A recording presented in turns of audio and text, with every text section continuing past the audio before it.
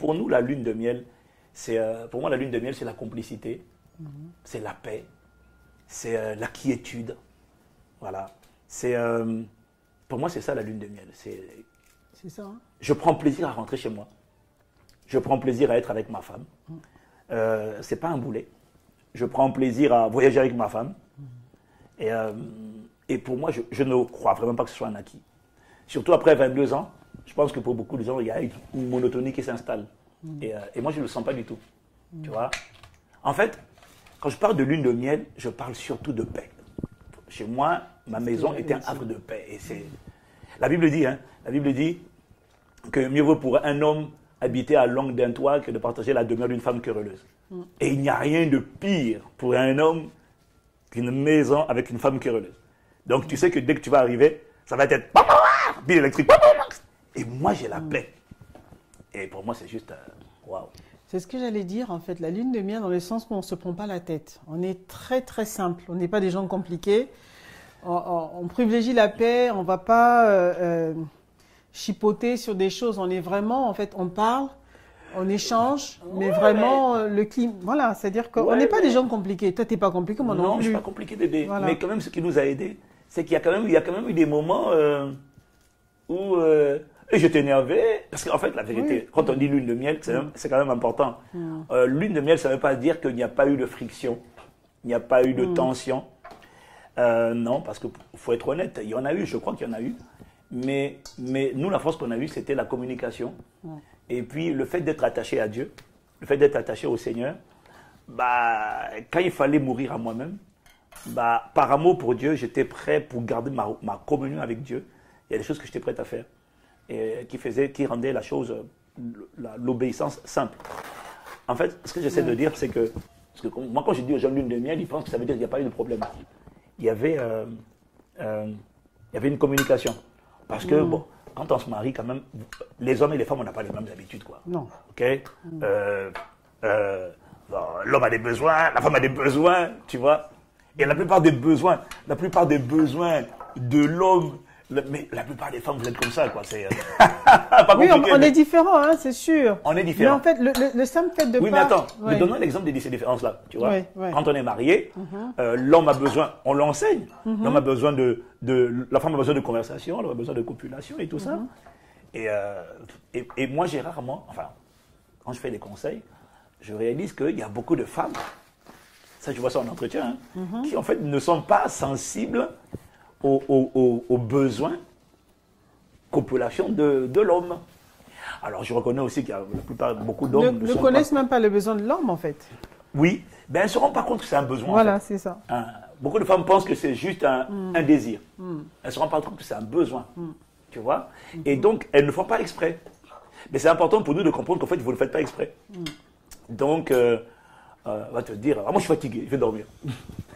Mais peut te dire ça tous les jours. Hein. Je suis fatigué, je vais dormir, je suis fatigué, je vais dormir. Bon, alors je reconnais que nous aussi, en tant qu'homme, on doit se préparer, on doit quand même faire notre effort pour mieux comprendre notre femme.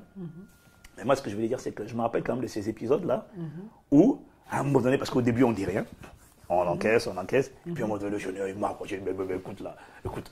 Et moi, je te dis ça une fois, écoute, je n'ai pas l'intention d'aimer une autre femme, mais aide-moi à t'aimer.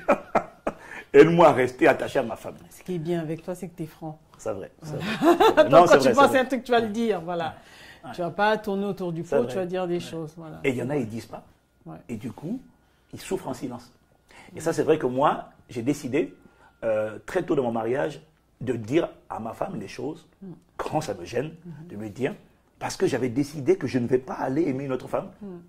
Et je sais que l'une des raisons de l'adultère dans le mariage, pour moi, va toujours naître sur les cendres d'une frustration, d'une déception qui n'a pas été réglée. C'est vrai. Tu vois. Et donc, ne voulant pas être frustré, je préférais dire, moi, ça, je ne suis pas content de ça. Et ce qui était bien, c'est ça l'importance de la préparation, c'est que quand je te disais, je ne suis pas content de telle ou telle chose, voilà, on discutait calmement. Et ça, c'est une bénédiction. Jusqu'à aujourd'hui. Pour moi, c'est ça qui a aidé vraiment à faire de ce foyer-là une lune de miel, jusqu'à aujourd'hui. On discutait et puis on a été... Alors, très vite, on a quand même eu la conscience, une prise de conscience qu'on venait dans le mariage pour donner. C'est-à-dire qu'on ne venait pas pour créer des frustrations, mais on venait vraiment pour donner, recevoir, pas pour recevoir, mais pour donner. Voilà. Donc c'est pour ça que moi, en venant avec mes rêves, tous les trucs, tout ce que j'avais vu moi dans les films et compagnie, j'ai vite fait de tout enterrer parce que c'est pas ça le mariage. Pas tout enterré quand même. J'ai tout enterré pour de vrai. Hein. Les visites, voilà, les visites. Par exemple, quand on voyage, toi tu es plutôt le genre à rester à l'hôtel. À pas sortir du tout. Tu viens en mission, mais tu peux faire du premier jusqu'au dernier jour, tu ne mets pas tomber dehors. Donc, du coup, je reste avec toi. Voilà. Tu vois, non. Ah, bébé, moi, je t'ai toujours dit, il faut sortir. Hein. Non, mais. Mais si, tu me dis, c'est toi qui ne veux pas sortir toute seule. Mais je ne peux pas te laisser.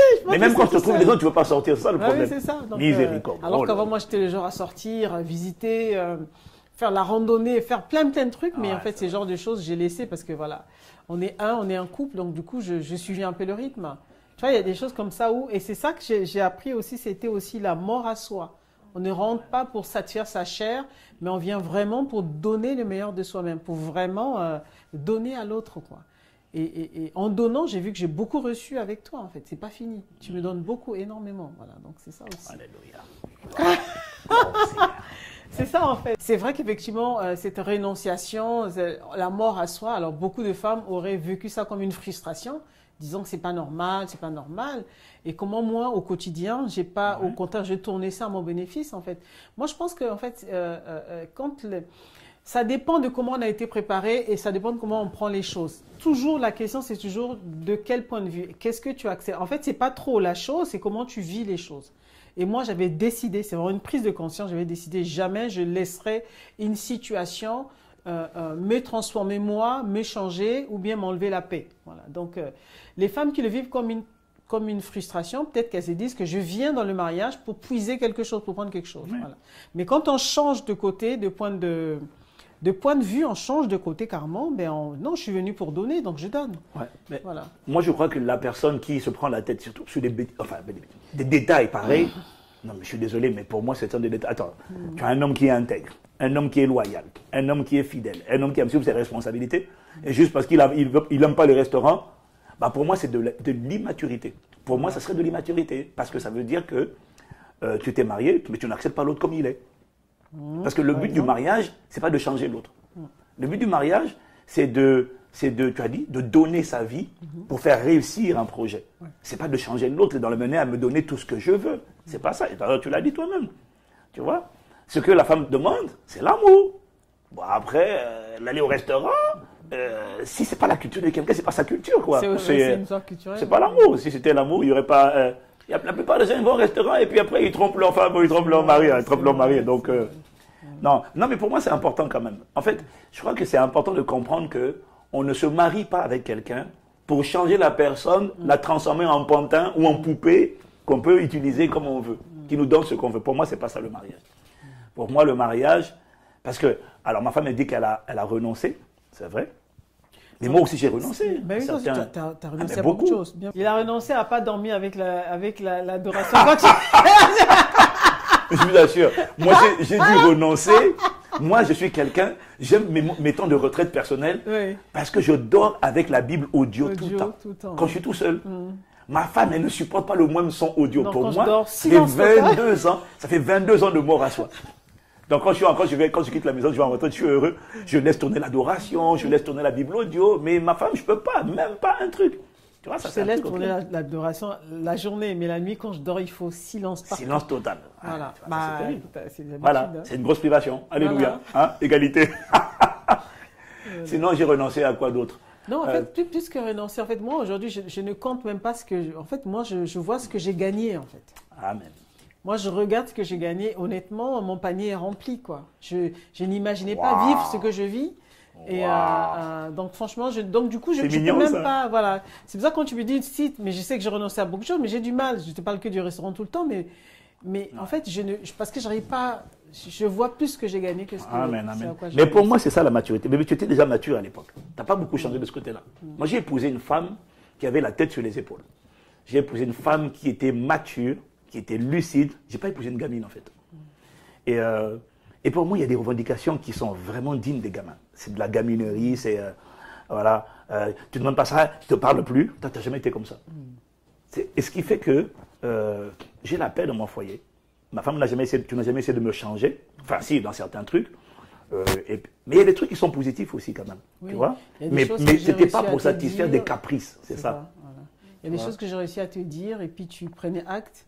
Ouais. Et je voyais un changement, mais c'est pas que je voulais te changer. C'est que tu examinais, tu voyais non, ça c'est bien. Voilà, tu examines de toute manière. Ouais. Mais quand c'est pour devenir meilleur, tu vois, Voilà. quand c'est pour bâtir le foyer, bâtir le couple, le mariage, c'est pour les gens qui veulent donner.